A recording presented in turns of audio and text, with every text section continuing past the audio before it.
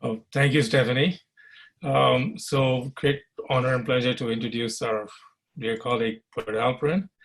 All I'm going to do is read from the citation for his APS Medal for Exceptional Achievement in Research that he won in 2019.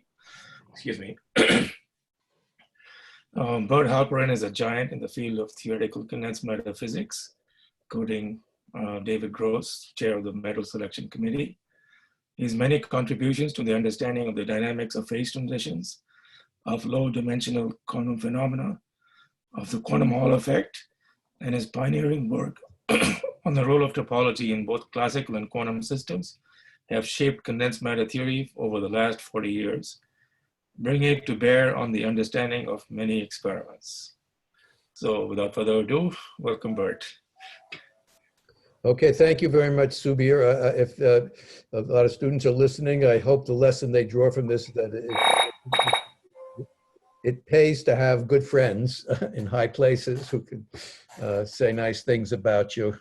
It is a pleasure to address you, although the circumstances are not what I might have hoped for. What I would like to do is talk about quantum Hall physics in Coulomb-Coupled bilayers and the, oops, wait a minute, that should, it's not switching slides here properly. That's something that's, all right, now that somehow worked. I don't know why. But it's not, okay. Okay. So just let me begin by telling you what quantum Hall effects are, reminding you, since it's a colloquium, the quantum Hall effects are a very large set of phenomena, peculiar phenomena that occur in two-dimensional systems or quasi-two-dimensional systems, typically at low temperatures and long and strong magnetic fields. And mostly they've been studied in electrons in semiconductor structures, of which the most exploited one is electrons trapped in a gallium arsenide structure, which basically it's a thin layer of gallium arsenide surrounded on two sides by aluminum gallium arsenide, which has a higher band gap and traps the electrons in this thin layer. These are basically very high quality transistor structures. That's how they've been developed. But recently they've also been studied in graphene, and I'll talk a lot about that.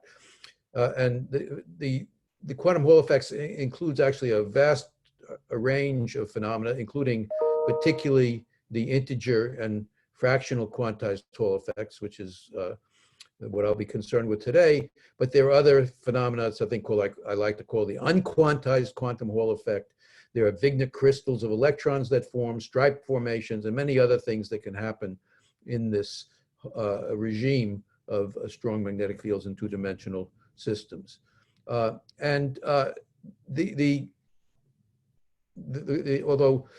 quantum Hall systems have been around now for some 40 years, they've given rise to a lot of very interesting and important concepts. There are concepts that were first realized in quantum Hall systems that may have been postulated before, but were never seen before. They include systems which have quasi-particles of fractional charge, fractional statistics, something in between bosons and fermions, something even weirder called non-abelian statistics.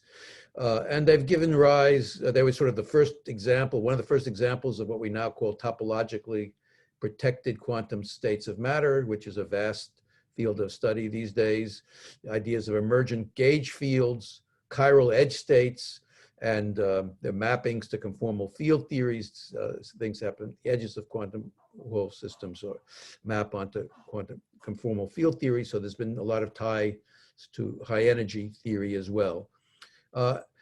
Coulomb-coupled double layers is what I'll be focusing on in the end, and these are systems that actually consist of two conducting layers separated by an insulator that's thin. It's thick enough so that you can neglect tunneling between electrons. They're good insulators between the two layers. Electrons cannot tunnel between the two layers, but we want to work in a regime where the distance between the layers is comparable to the distance between the neighboring electrons in a single layer. And so the Coulomb interactions between electrons in different layers plays a role almost as important or comparable to the Coulomb interactions within a layer. And what I'll be talking about towards the end of my talk, particularly are experiments on double layers of graphene separated by 2.5 nanometers of insulator boron nitride. And this is work that was done, the experiments were done in Philip Kim's group here. Xiaomeng Liu was a student in that group. Now, who's now a postdoc at Princeton, who was a leader in this experiment. And there was similar related work by a Columbia group in Corey Dean's lab on similar systems. And the outline of my talk is that I will first begin with a review of the integer and quantum Hall and fractional quantized Hall effects in a single component system, which I assume you may or may not be familiar with. Then I'll talk about the two phenomena in double layers. One is called the intra-layer coherent integer quantum Hall effect, and then the newer things are the new fractional quantized Hall states that we've seen in graphene double layers. So to remind you, the basic experiment, the simplest experiment is the Hall geometry, and in a single layer, what you do is you have a two-dimensional electron system. There's a magnetic field perpendicular to the plane. You run a current, say, through contacts in the x direction. You measure the current, and you also have contacts which don't draw any current, but measure the voltage drop along the x direction and also in the y direction, which we call Vx and Vy, and you can define a Hall resistance, which is Vy over Ix, and a longitudinal resistance Vx over Ix, and these are basically independent of the current when you form this ratio, at least over a reasonable range. And what was discovered by von Klitzing in 1980 was that under appropriate conditions of low temperatures and high quality samples, as you vary the magnetic field, he found a series of plateaus in the Hall resistance, which are indicated here as the ranges of magnetic field. And over the same ranges where you saw these plateaus, if you looked at the ordinary resistance, Rxx or rho XX here, it essentially vanishes, or it's smaller than you can see. And that was remarkable enough. But then he found that if you measure the resistance on these Hall plateaus, it follows a remarkably simple formula.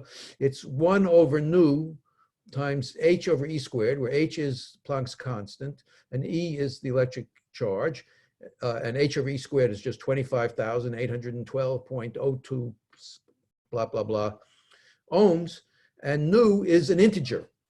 And the integer is different on different plateaus, but it's exactly an integer. And this was found to hold to part in 10 to the 9th eventually, independent of the precise shape of the sample, the choice of the material. It's just remarkable to see something of this precision in a in a condensed matter system. It's more convenient to talk about the Hall conductance, which for our purposes is 1 over the Hall resistance. And so that has the form of nu, where nu is here an integer, times e squared over h. And this was called the integer quantized Hall effect. But 2 years later, discovered something even more remarkable, as I'll tell you, by Tsui, Stormer, and Gossard. In samples of very high quality, in very strong magnetic fields, you find additional plateaus where the Hall conductance is, again, if you write it as nu e squared over h, nu is now not an integer, but a simple rational fraction. Originally, nu was equal to 2/3 and 3/3, 1/3 and 2/3. More recently, they saw 4/3, 5/3, 1/5, 2/5, 3/7, 5/9. Many other fractions, almost all, not all, but mostly fractions with odd denominators, and those are certainly the most prominent ones. And this just shows you something that was taken in 1987. It's a classic slide by Willett and company. And here you see all these plateaus in the Hall resistance that correspond to these fractions like 4/7, 2/3, 3/5, and so forth. But on the other hand, at nu equals a half, at the filling fraction a half, you see nothing on this slide. So how do we understand this? Well, first of all, a basic fact that we now understand is the conditions for the quantized Hall effect, whether it's integer or fractional, is that if we have an ideal system with no disorder, we should be in a state, an electronic many-body state, in which there's an energy gap separating the ground state from electronic excited states.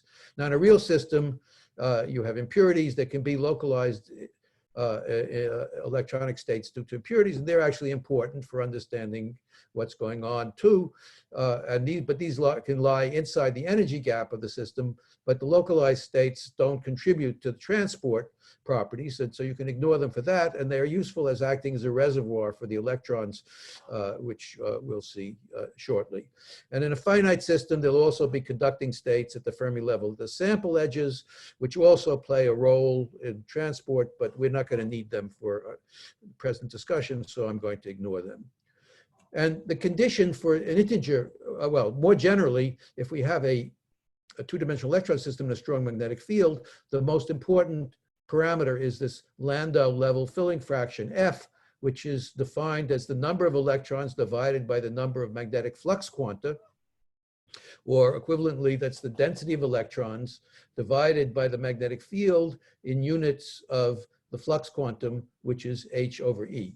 And the integer quantized Hall effect happens when the Fermi level is in a gap between two Landau levels, and the point is that as we'll see, in a strong magnetic field, if you have non-interacting electrons, then the energy levels fall into a set of levels called Landau levels. Each Landau level is degenerate. When you have a Fermi level between two Landau levels, and the levels below the Fermi level are completely full, the levels above it are empty, and then the filling fraction is an integer, and one finds that in those conditions you indeed have a quantized Hall effect, and the value of nu is just this integer f.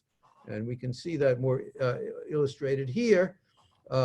So here, these red lines are empty Landau levels, and they're equally spaced. They're separated by the cyclotron energy, and the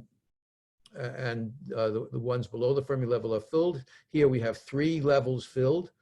Each level holds 1 electron per flux quantum. So the number of electrons in each level is 1 electron per flux quantum. And these are empty. And this would be a situation where F is 3, and so the quantized Hall state would be 3. And of course, if a Fermi level is between two energy, there's an energy gap here, because to create an electron, you have to add an electron in the upper level, and to remove an electron is for a lower level. So there's an energy difference. If you wanted to add an electron and a hole, that would cost you an energy gap. Okay, this was slightly out of order. This is that's what we show. Okay, now what about the fractional quantized Hall states? Now these occur when the filling fraction is not an integer. So the Fermi level is not between two Landau levels, but it's the middle of a Landau level. And the Landau levels are horribly degenerate. So the ground state in this case is even more degenerate, because you can fill it up in many different ways. There's certainly not an energy gap in this case if you have non-interacting electrons. So obviously, electron-electron interactions are absolutely essential if we want to produce an energy gap. And so you have to understand how that happens. You say, well, let's use perturbation theory. We have, if the electron interactions are relatively weak compared to the cyclotron energy that separates Landau levels, you might try that. But this doesn't work very easily, because you have a ground state which is now horribly degenerate. And as you know, you first have to diagonalize the Hamiltonian in first order within this horribly degenerate ground state, and this is very difficult. And what you typically try to do is use a Hartree-Fock approximation. It turns out that does not work, doesn't give you the correct answer here. So it was actually quite difficult to figure out how to do this. It took several years, or it took a year. I'm not going to describe all the possible ways of understanding this. I'm going to focus on something that I call the composite Fermi-Chern-Simons approach. It was basically due to Jane in 1989 and then elaborated by Lopez and Fradkin in 1991. And I'm not going to give you all the details of how that works. I don't have room for that, but I will try to give you just the bare outline of how it works, or the spirit of it. So this approach, what you do is you start with your original problem, you write it down with a Hamiltonian, and then you make a special unitary transformation on it. And what happens after this unitary transformation, the electrons now are transformed to, so they're still fermions, we call them composite fermions. They still interact with the Coulomb interaction, but they also interact now with a fictitious gauge field, which we call the Chern-Simons gauge field. And the structure of this gauge field is that there are two flux quanta of Chern-Simons magnetic field B attached to each electron. And so if I use units where the flux quantum h over e is equal to 1, that says that the local magnetic field at a point r, B of r, is just twice the density of electrons at that point, n of r. Now, of course, the density of electrons fluctuates. It's a fluctuating quantity. But what I can do is make a mean field approximation, or also called the Hartree approximation, in which I simply ignore the fluctuations in the electron density, and I replace the Chern-Simons magnetic field B by its average value, which is just, I'll write it as 2, would be, the average of B is twice the average density, NE, and I'm using NE to represent the average electron density. And similarly, as in Hartree-Fock, we replace the Coulomb interaction by its average electrostatic potential, which is just a constant if I have a homogeneous system, and I can choose that constant equal to 0. So now my transformed problem in mean field theory is I have a bunch of free fermions in an effective magnetic field, and we know how to solve that. We have a bunch of effective Landau levels, but now the effective magnetic field is the bare magnetic field, which is B, minus, or plus, in this case, the sign is, it's chosen to be opposite, the Chern-Simons magnetic field. So it's B minus 2Ne. And now, if I want to understand what's happening, I define an effective filling fraction, little p, which is the density divided by the effective magnetic field, which is like analogous to the original filling fraction, which is the density of electrons divided by the true magnetic field. And a little bit of algebra tells you that 1 over f is equal to 1 over f minus 2, or if I solve it, f is equal to p divided by 2p plus 1. That's just the algebra that follows from these relations.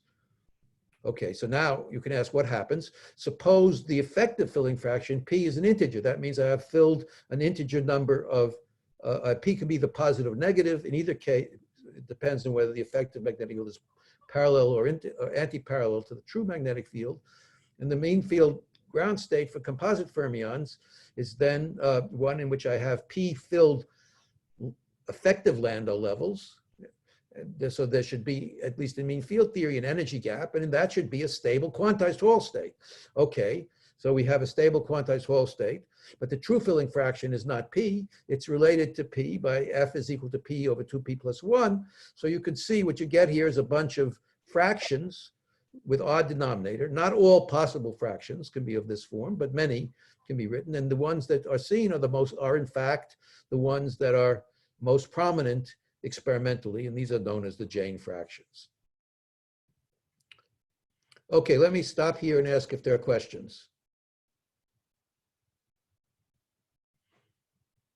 Do we have any questions? Sounds not. Okay, then I'll go on. All right. Can I ask a quick question? All right, back. Yes. I was just curious if you could say maybe a few more words about this unitary transformation you mentioned from the original. Well, it's a bit, I can show it. If you ask me, if I have time at the end of the slide, at the end of the talk, I'll show it exactly, but it's a little complicated. I think it's better to, it involves basically, well, it's just a bunch of phase factors, but I'll show it later, but it would be, if it's all right, I'll just. Okay, thank you. Okay. Bert, I have a question too. Okay, Bert, can you explain what complication the electron spin puts into the problem. Okay, so for the that means each Fermi level is doubled, and I'm now thinking when I talk about the fractional quantum Hall effect, this is typically in very strong magnetic fields, and we're interested. For the most part here, I'll be interested in fields that are strong enough so that the spins are completely polarized. So all the electrons are in the lowest Landau level and they all have this parallel spins. So I don't have to ignore them. I can ignore them. Okay. Okay, now Coulomb-Coupled double layers. So I want to have two conducting layers separated by a thin insulator. Electrons can't tunnel between them, as I said. And again, it's the regime where electron layers, the separation is comparable to the distance between electrons in the same layer. And this is very an interesting system because now we can make more types of measurements. In principle, we can control the gate by using top and bottom gates. We can control the densities separately in the two layers, so we can have the same filling fraction in the two layers or different ones with the same magnetic field. But also we can attach separate electrical contacts to each layer. So you can inject currents in one layer and measure voltages in the same layer or in a different layer. That gives you a lot more to measure. So if, for example, let's suppose we have the current in the lower layer here, which is we call the drive layer, and it's the x direction. I can measure the separate voltages drops Vx and Vy in each layer, and I can define four quantities now, the Rxx and Rxy in the drive layer, and Rxx, Rxy in the other layer, which is the drag layer.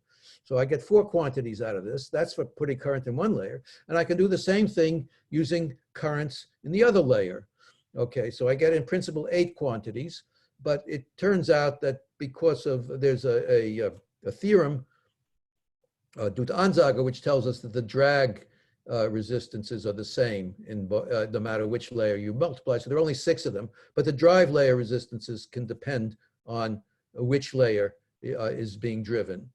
Okay, and now the most interesting phenomena in double layer systems that was first seen in gallium arsenide double quantum wells by Eisenstein and collaborators in the 1990s is something that I call the integer coherent, interlayer integer coherent quantized Hall state. And this was seen at a situation where you have a partial filling of a Landau level in each layer, but the total filling is equal to 1. So you might be half and half, or it might be 0.6 and 0.4. And under these conditions, if the layers are close enough and the system is at low enough temperatures, you can get a state in which at 0 temperature, you get something which is this coherent state in which the drive layer and the drag layer, both of them have quantized Hall resistances. It's quantized in units, in units of h over e squared in this case, and the current flows in both layers without any voltage drop. That is to say, Rxx and Rxy, Rxx drag and Rxx drive is equal to 0. And this is illustrated in this picture from Eisenstein. You can, if you concentrate on the red curve here, this is a function of 1 over the filling fraction. So here, this is filling fraction 1, this is filling fraction 2, and this red curve is when the two layers are close together relative to the magnetic length. And you can see this is the quantized Hall state where the lower curve is the Hall drag, the upper curve is the ordinary drag, and you see at the plateau here, they're both equal to 1 in units of h over e squared. If I go to, on the other hand, to nu equals 2, that's basically quantized Hall. There are now 2 separate quantized Hall layers, nu equals 1 in each layer, and now the Hall drag is 0. There's no drag in each layer, but I have a quantized Hall conductance of nu equals 1 in each layer.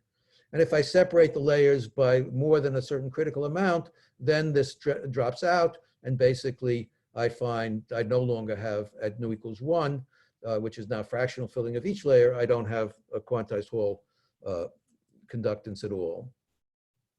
And again, so now we can try to understand this this phenomena, which it happens under these conditions. You again have an energy gap for trying to vary the total charge. You can't, that is, if you try to get away from nu total equals 1, making it larger or smaller, that costs you extra energy. On the other hand, there's clearly no energy gap between the two layers because, as I've said, this state can be continuously exist over some range of density difference between the two layers. This can be understood in a number of different ways.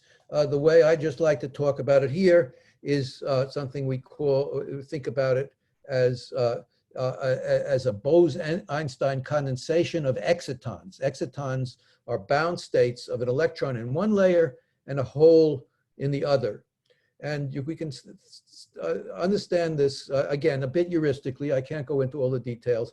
In which let's start from a state in which you have nu equals 1 and all the electrons are in one layer, let's say the top layer. And then I add excitons, one by one, in which I have an electron in the bottom layer and a hole in the top layer. So the total filling is still nu equals 1, but I'm getting now a continuously varying density ratio of the electrons in the two layers.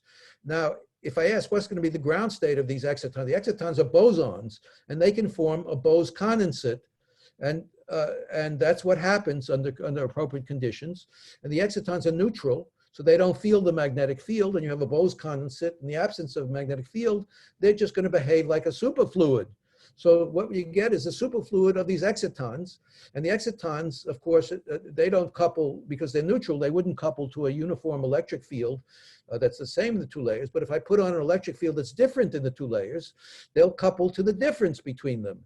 Now, since they're superfluids, that means if I have a difference in the electric fields in the two layers, these are electric fields parallel to the layer, that's going to produce a force on the excitons, which are a supercurrent, so I'm going to get acceleration. Acceleration means it's going to run away. So if I want to have a steady state, we have a boundary condition, so I reach a steady state, that means the exciton current has to be independent of time. That means the electric fields have to be the same in the two layers. If the electric fields are the same in two layers, it means the Hall voltages must be the same and the RXX must be the same in the two layers. Regardless, that doesn't matter. I haven't any said about which layer the current is flowing. The current may be flowing in one layer or the other layer, but the voltage difference between them has to be zero. So that's what leads to your quantized Hall drag. Since the total Hall voltage is quantized, the drag, it doesn't matter which layer I measure it in. I get the same voltage in either layer. And this has been seen, of course, I mentioned it was originally seen in gallium arsenide. More recently, it's been seen in graphene double layers by both the Harvard and Columbia groups. They've done some beautiful experiments in which they've seen this effect in two monolayers of graphene at nu total equals 1, nu total equals -1. And also they get an analogous thing in nu total equals 0. Nu total equals 0 means you have electrons in one layer and an equal number of holes in the other layer, and they form excitons. And now there's the Hall resistance is 0. It's just the Hall conductance is 0 and the ordinary conductance is 0. It's just an insulator. This is something that was sort of speculated about 50 years ago called the excitonic insulator. And it's been first really seen most beautifully in these experiments. They also do experiments with double bilayer graphene. If you have double bilayer graphene, that's two sheets of bilayer graphene, then it gets more complicated. Now you have to think about the special band structure of these graphene bilayers. They've seen the coherent integer state when the total filling fraction is 1 between the two layers, 3, -1, but they don't see it at 0, 2, and -2. And this is a very interesting story, which again, I won't have time to go into, but just let you know that there's a lot of interesting stuff going on here. More recent experiments, that they've done, which show this effect. They've been studying how the interlayer coherent quantized Hall effect goes away if you raise the temperature, and how that depends on the electron density and the layer separation. And these are some very interesting experiments which have not yet been written up, but which, so I'm not going to talk about them again. They're more complicated, but there's some very interesting things going on there. Okay, let me pause again for questions.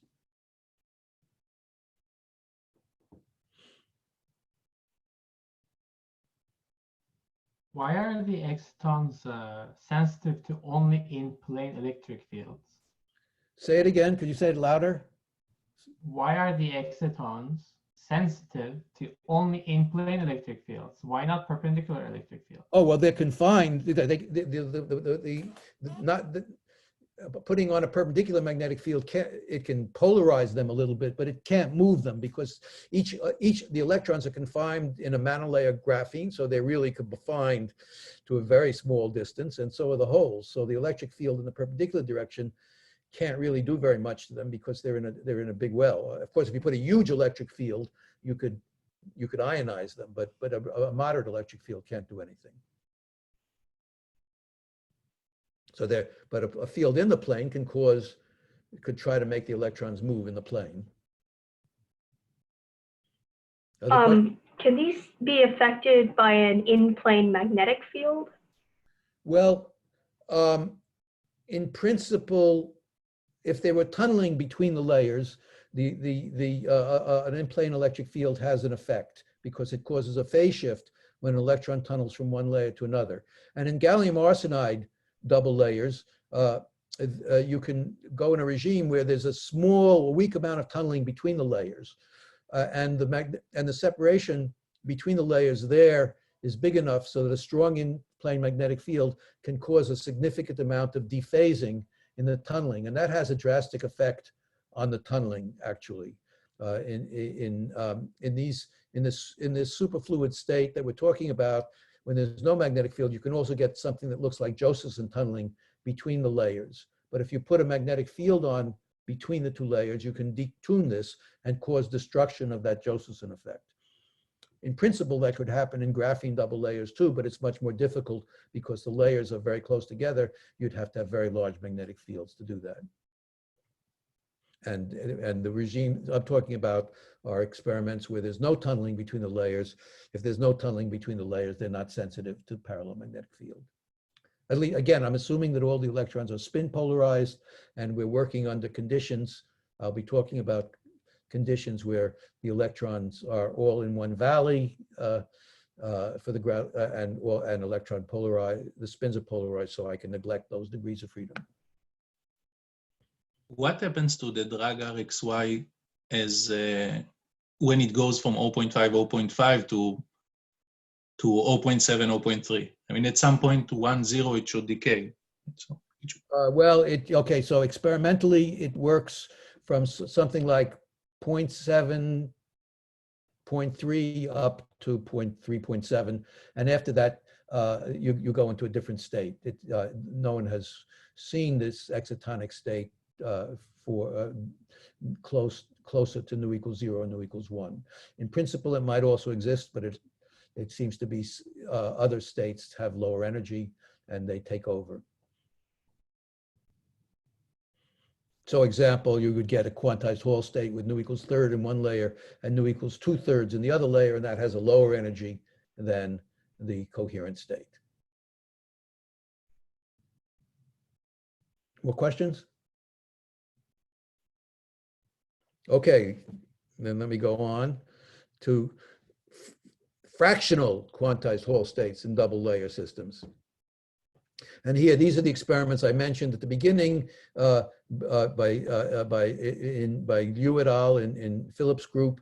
These were first put on the archive in 2018, October, and the Columbia group's work, it was slightly later, but they were also very beautiful work, a slightly different geometry.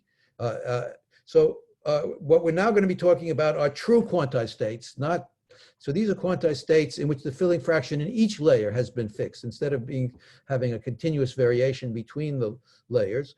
So basically, not only is nu total fixed, but all the separate nus are fixed. And in both cases, the nu total will be a fraction, as opposed to before when nu total was 1. Again, these will be quantized Hall states where the longitudinal resistances vanish, so RXX drive and RXX drag are 0. And the Hall resistances will be quantized in rational multiples of h over e squared. that is the drive hole resistance and the drag hole resistance will be quantized, but they will have different values. Whoops. And the fractions that were most prominently seen by the Harvard group in this doubled graphene, and they've been observed with varying degrees of accuracy, not typically as great accuracy has been seen in single layer systems, but still impressive accuracy. There's 1/4 in each layer, 2/5, 2/5, 3/7, 3/7. Those are all equal fillings, 1/3, 1/3. And also there's seen fractions at 3/13, 4/13, which are different fillings. And on the right here, you see the hole resistance in the drive layer and the hole resistance in the drag layer. Now, if I look at the 1/3, 1/3, you see there's no drag resistance. So that one we can understand as simply two parallel systems with quantized hole conductance of 1/3 in each layer. Nothing very interesting there. But in these other cases, there is a drag resistance. If it was 2/5 in each layer separately, there would be RXY drag would be 5/2, and RXY drive would be 5/2, and RXY drag would be 0. Well, that's not what's happening. So there's something funny happening here. And here's the experiments that show it. So there are different curves here that correspond to the drive. The red is the drive hole resistance, the drag hole resistance, the drive ordinary resistance, and which is not shown here, and the drag resistance. So you can see here at, let's say at 2/5, 2/5, you see a hole drag of 2/5 of 1 in units of h over e squared, and a hole drag of 1, and a drive layer hole resistance of 3/2, as I claimed. And here's 5/2 and 2/3. And here you can see the drag resistance RXX vanishes at these filling fractions. And here's the 1/3 where you can see there's no drag resistance, but the hole conductance is going up to 3 here within the layer. And here's the sort of 1/2 that we talked about before, where the hole conductance in the drive layer and the drag layer are both quantized at 1 h over e squared, and the ordinary resistance is 0. Okay, so how do we understand this? Again, let's try to understand it using the composite fermion approach that we used before, but we want to do it a little more differently. We want to consider the possibility of having different Chern-Simons fields for the electrons in the same layers and opposite layers, such that you have different numbers of flux quanta attached for electrons in the same layer and opposite layers. So again, in units of phi 0, where the flux quantum h over e is equal to 1, the magnetic field seen, the Chern-Simons field by an electron in layer A, BA, is given by 2 flux quanta for every electron in layer A, plus 1 for in layer B. So there's 2 and 1. And the B, on the other hand, we get 2 for layer B and 1 for layer A. So this magnetic field is twice the density of electrons in layer B, plus 1 times in layer A. Now, the effective magnetic field seen by the composite fermions under these conditions, we have to add the external magnetic field to subtract this Chern-Simons field from the actual magnetic field.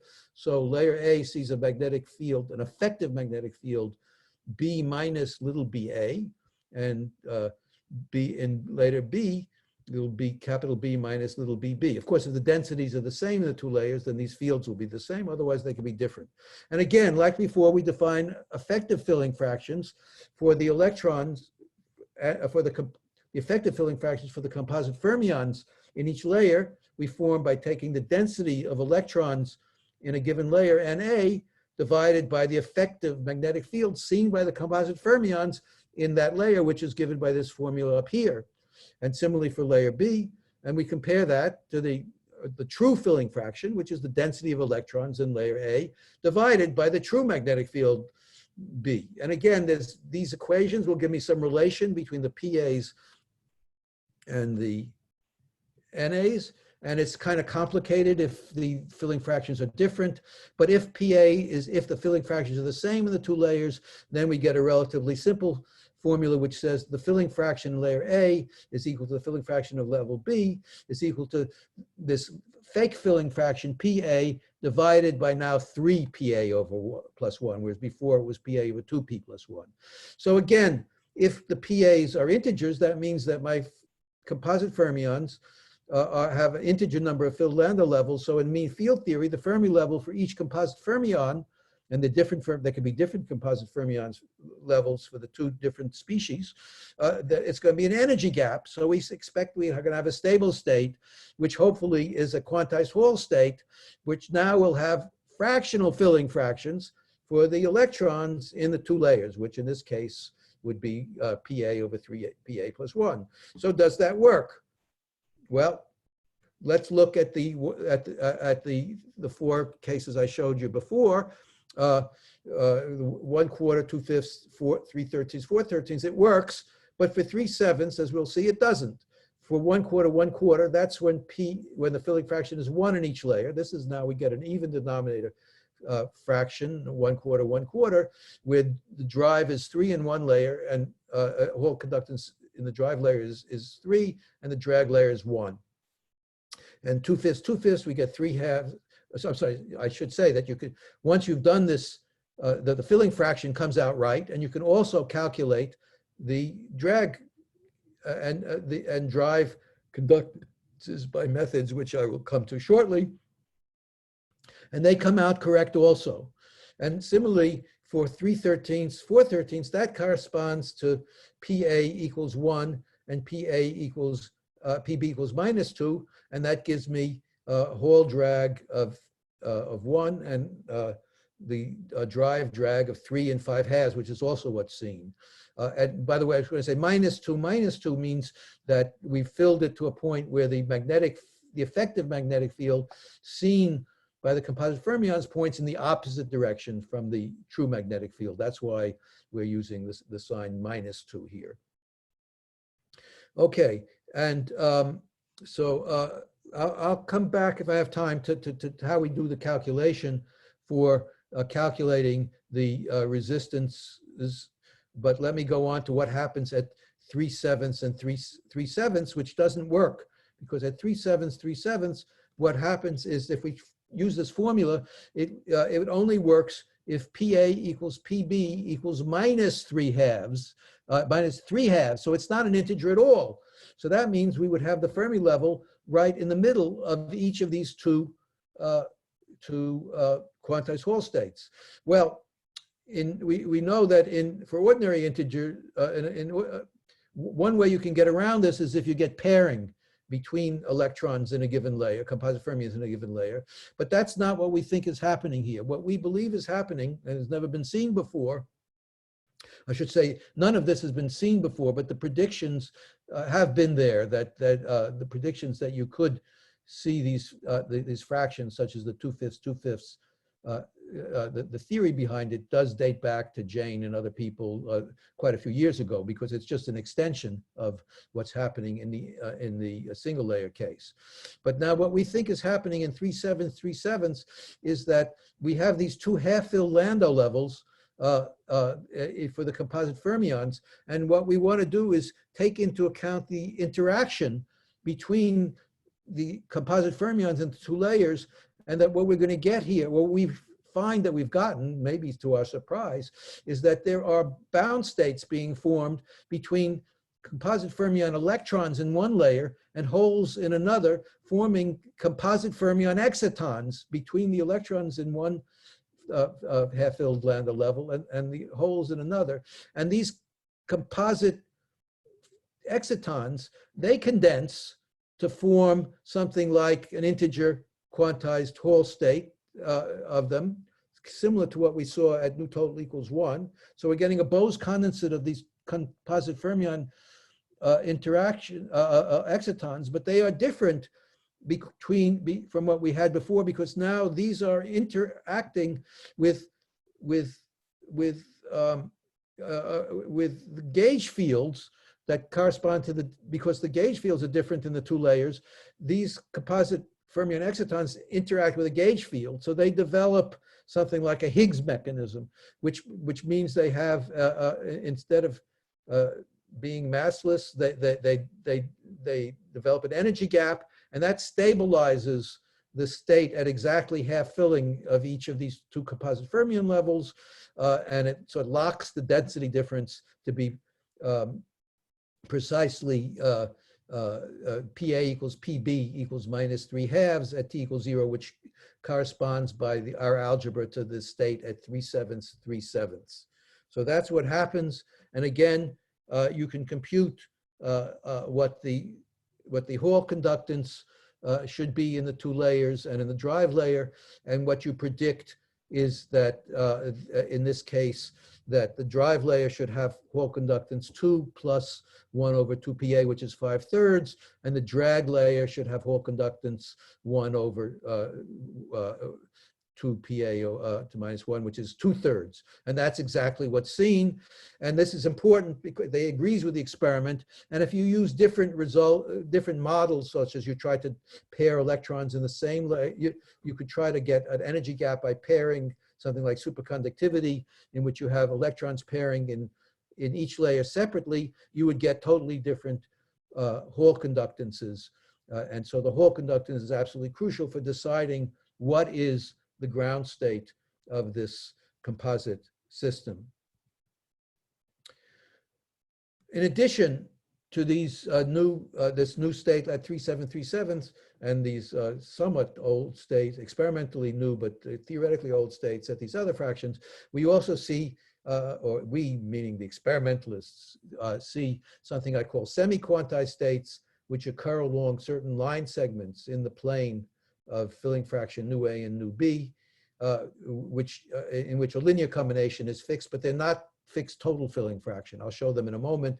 And these we understand as having one of the two filling fractions, let's say PB, fixed at an integer, while the other one varies continuously. So that traces out a curve in the plane, and along this curve, the transport properties are half quantized, so that rho xy drag is quantized at 1 in unit c²/h.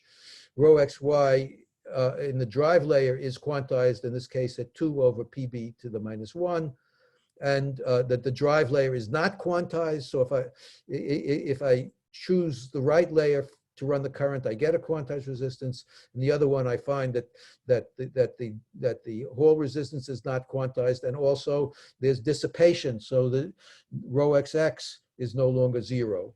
And that's what's seen experimentally. And we can see them in these curves. So here, these are experimental data plotted on a plane. The filling fraction in the top layer is the vertical axis. The new filling fraction in the bottom layer is the horizontal lattice layer, and these are between filling fractions of 1/3 of 0.3 and 0.5 in each layer. And the color, the different plots. So the one on the here is the Hall drag between the two layers, and in these fractional quantized in the quantized Hall state at 2/5, 2/5 is here, and the Hall conductance is, in the drag Hall conductance was 1, and you see it remains 1. That's this current white along these lines labeled L1 and L2, which are the the semi-quantized states that I talked about before, whereas it takes all different values off those lines. And similarly, if I look at this is the drag resistance, it vanishes as it should along these fractional quantized Hall states, whereas it doesn't elsewhere in the plane. And then this is this shows RXY in here the current is running in the top layer. Here the current is the bottom layer. These are the drive layer currents, and this is plots that sort of show you how this goes as a function. These are now plots taken along a curve of a fixed bottom layer and varying the top layer, and you could see these various plateaus showing up here. So let me just summarize, then I can answer some questions, and then we can do some more details if we have time. So again, what we've seen here is interlayer coherent integer quantum Hall effect. It was seen in both gallium arsenide double wells and in coupled graphene layers. But this fractional quantized Hall effect has only been seen now in the graphene layers. We've seen many new states. Some are fully quantized, some are semi-quantized. It includes an exciton condensate state of composite fermions, which wasn't thought of previously as far as I know, and certainly hasn't been seen before. And the nature of the states is confirmed by both the resistance and the drag measurements in both layers. But what I haven't had a chance to tell you is that there are still many open questions which remain, including temperature dependencies, why certain states are seen more strongly than others, and so forth. So there is a lot more work to be done in these bilayer systems, as there are in many other quantized Hall systems. The quantized Hall effect, despite being 40 years old, keeps giving us new surprises, and is something that I personally have continued to be interested in, and I'm still interested in, and many experimentalists are as well. Okay, so that's the end of my, oh no, not the end of my talk. Let me show pictures of the experimentalists. This is Xiaomeng Liu, who I mentioned. Zhao Li was a postdoc at Columbia, now a faculty member at Brown, is a leading group from Corey Dean's, leader of Corey Dean's group at Columbia. Philip Kim, I mentioned, Zheyu Hao in that group, and HBN samples came from these two people. And these are experimental support. And I've also mentioned my theoretical support from SICM here at Harvard. Okay, thank you very much. And I'm ready for questions. Are there questions? Hi, Professor. So can the state at 3/7 be understood in a similar way to the integer exciton condensation, or is it more complicated? Well, I think it's more complicated because you have to take in the integer case, you don't need to introduce composite fermions at all. You don't have to introduce gauge fields. You can just understand it. There are a lot of, you can understand it in mean field theory. You can understand it, as I've talked about, as Bose condensation. But for the fractional case that we've talked about at the 3/7, it's important to understand that in addition to the Bose condensation, you also have these Chern-Simons. You have to first make a transformation to composite fermions. That means introducing gauge fields, and the gauge fields don't go away. They're still there, and they make an important difference. Of course, some things are still the same, but other things are different because of the gauge fields. And would it produce any different experimental results? Yes. So the one difference is that you can't vary continuously the distance, that things are really stable over a relatively limited range. But the most important thing is that instead of having, the important thing is that the Hall conductance is not the same in the two layers. The Hall conductance for the drive layer is different from the Hall conductance in the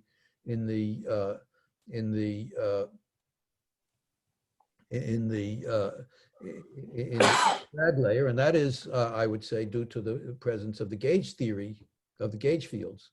At least that's one way of looking at it. Eugene, you have your hand raised. Bert, very interesting. I have a question about the semi-quantized states.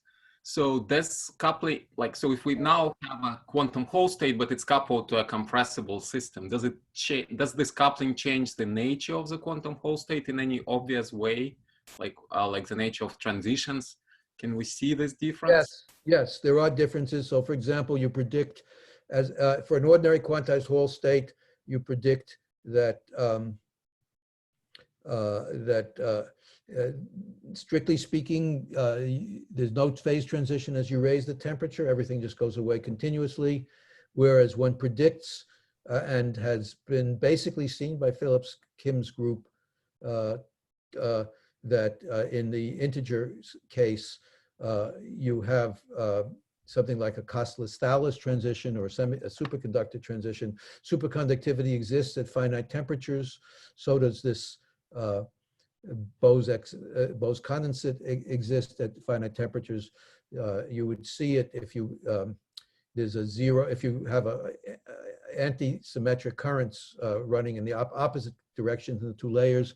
It runs without any resistance, and you should see that, and you do see that. They do these experiments and see basically that up to a certain temperature, and then you get an onset of resistance. And things are complicated because of disorder, but we do to a large extent understand that, at least in principle, it is different from what would happen in an ordinary quantized Hall state.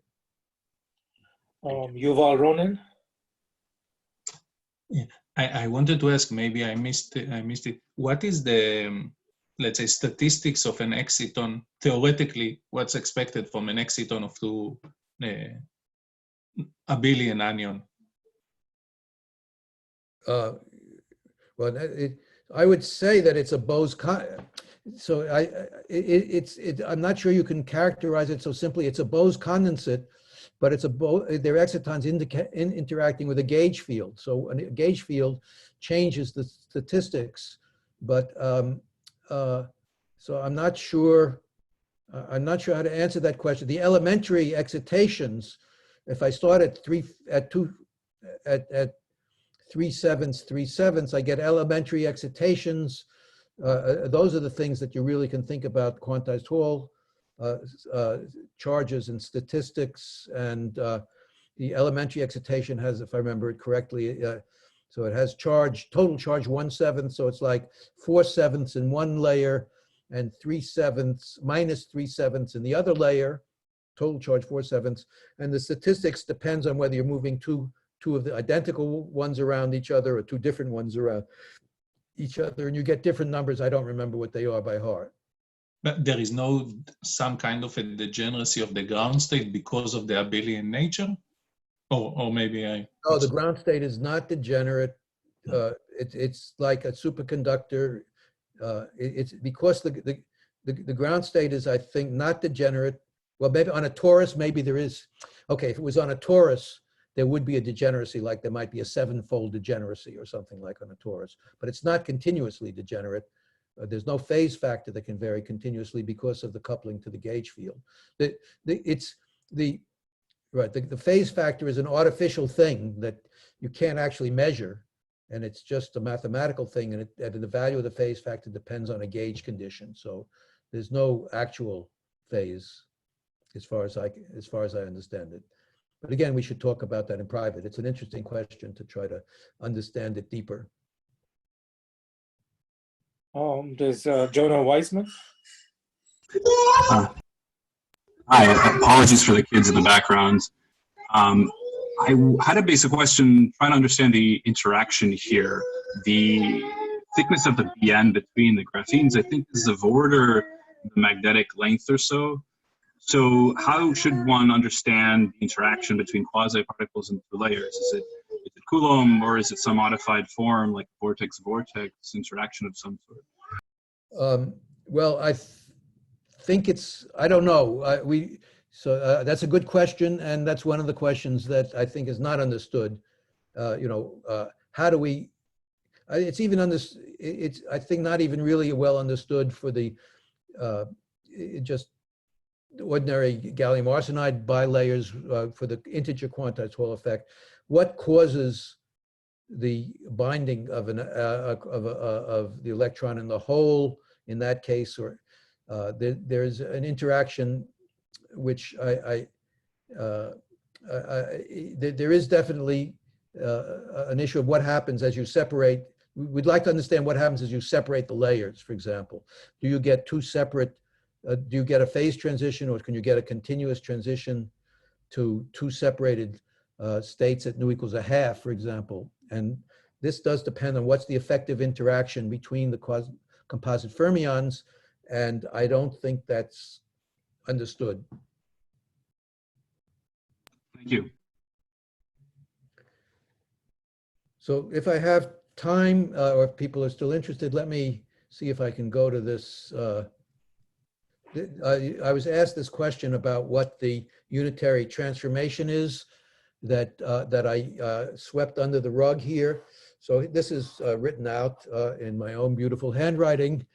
You can see that I start with some kind of Hamiltonian, and I have a wave function for the electrons, which of course has to be an anti-symmetric, where the spins are parallel. So it's some anti-symmetric function, which I call psi electron of R.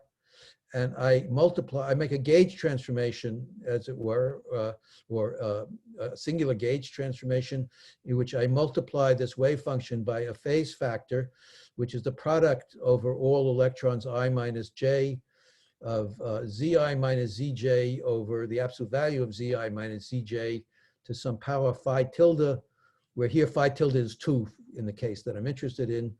So it's an even integer, and zi, this thing here is just a pure phase factor, and it's raised, you can see it's a phase factor that would change by -1 if I interchange two particles, but I'm raising it to the second power, so this phase factor doesn't change sign when I interchange two particles. So again, this transformed wave function, again, has the property that if I interchange two wave functions, it is anti-symmetric as the original one was. So it's a wave function for electrons, and this is what we call the composite for fermions. This is what we call the composite fermions. So this is the transformed wave function. Now, if you transform a wave function and you want, you should make the same transformation on the Hamiltonian, which in this case we've made a gauge transformation. That means you introduce a vector potential to get rid of that gauge transformation, so that you have a transformed Hamiltonian, so that the time dependence of the transformed Hamiltonian is just the time is the H transformed operating on psi transformed. And in order to cancel this extra gauge factor, you have to introduce this extra fake magnetic field, A sub I, which depends on the position of all the other electrons in such a way that the curl of this, it's basically given by this formula Z cross the energy separation divided by the square, the magnitude of it. That's what I call the vector potential. The curl of this vector potential is what I call the magnetic field, and it's 2 pi times this factor 2. Sorry, this is in units where the flux quantum is 2 pi rather than 2. That's where we have the 2 pi here. There's a 2 here, as we had before, times rho I of R is the density of electrons. Technically, it's the density of all electrons other than the electron we're talking about, but in mean field, we don't make that distinction. And so it's just the average density. That's the transformation that we talked about. Does that answer the question that was raised? I hope. Yeah, that answers it. Thank you very much. Okay, are there any more questions?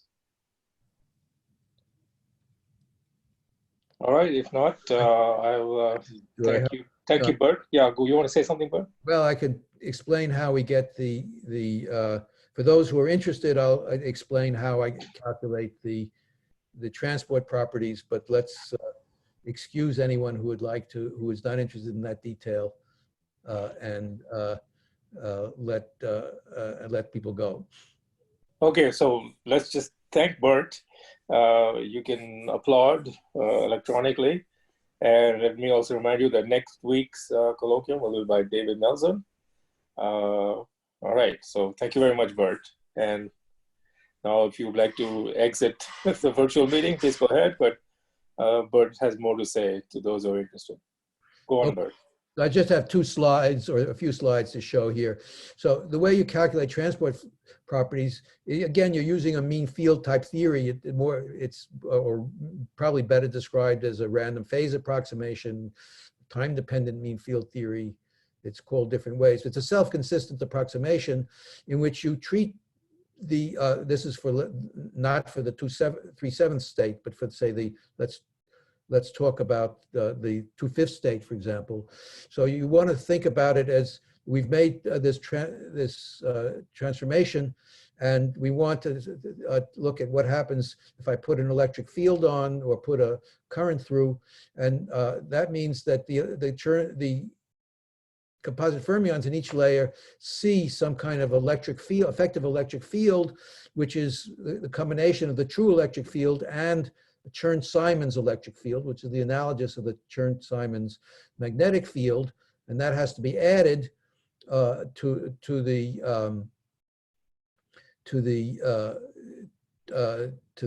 fields that the electrons see, and you assume that the electrons behave as though they were free particles responding to this effective electric field.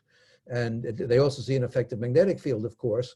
And what you find then is that you get a response in which the resistance, we calculate the resistance as a tensor. It's actually a 4-component tensor, but we're just interested in the XY component.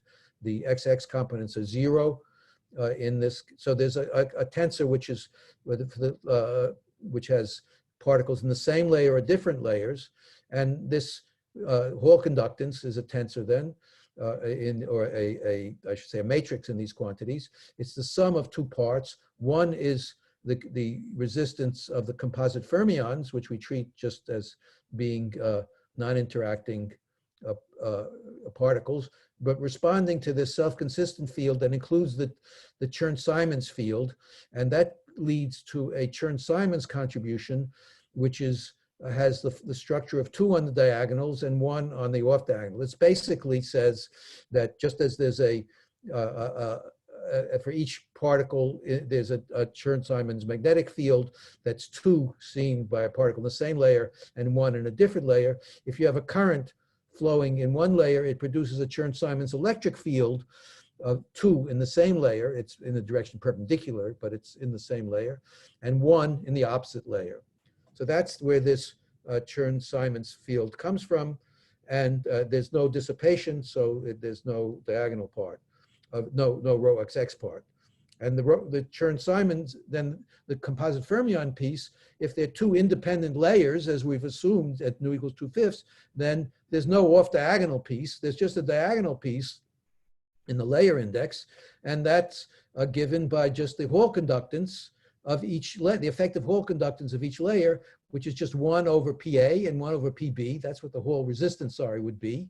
And so if I add the 2 together, I get that the Hall conductance in the drive layer is just 2 over PA if I'm driving layer A, or 2 over PB if I'm driving layer B.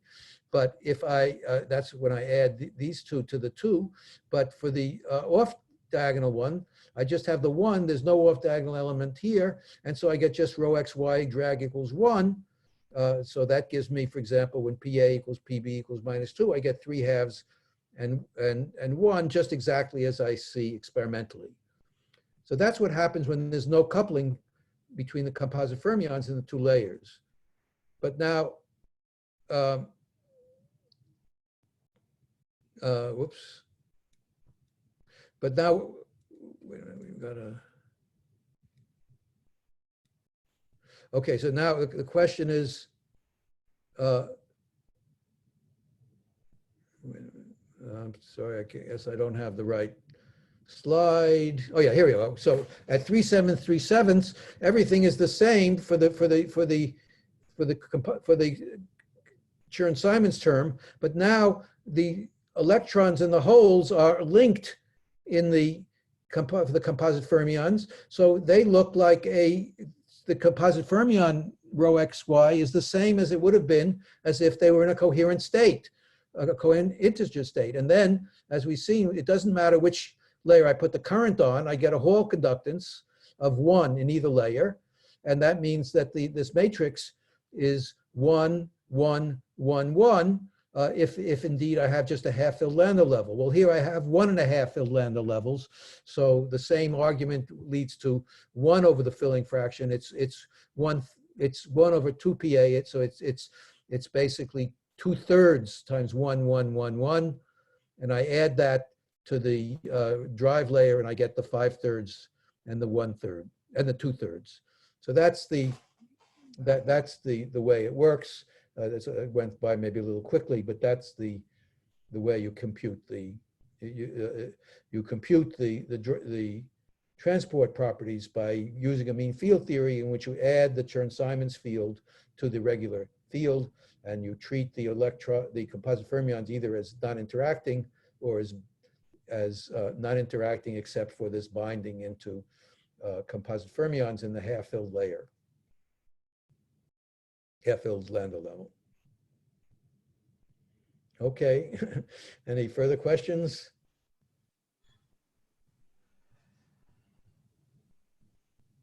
All right, well, thanks again, Bert, and we'll see you all next week. Right, okay. Okay, bye. Thank you. Bye. Bye.